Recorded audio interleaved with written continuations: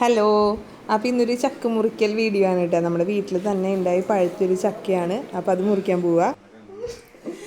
അതെ, നല്ല മണം വരുന്നുണ്ട്.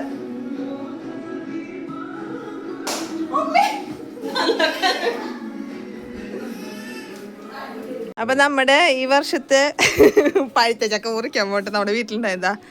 നമ്മുടെ അപ്പനാണ് മുറിക്കുന്നത്. നല്ല മണം വരുന്നുണ്ട് കേട്ടോ. വരിക്ക ചക്കയാ.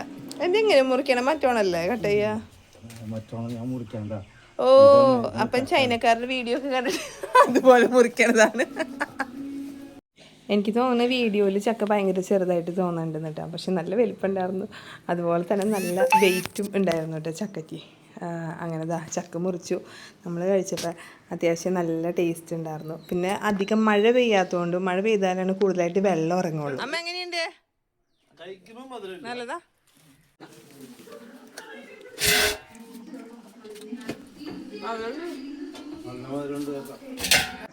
ഇങ്ങനെ ചക്ക മുറിക്കുമ്പോഴും പണ്ടത്തെ കാര്യങ്ങളൊക്കെ ഓർമ്മ വരും. എല്ലാവരും കൂടി ഒരുമിച്ചിരുന്നിട്ട് ഇങ്ങനെ കട്ട് ചെയ്ത് കഴിക്കണത്, അവിടെ വെച്ച് തന്നെ ഒരുമിച്ചിരുന്ന് കഴിക്കണതൊക്കെ.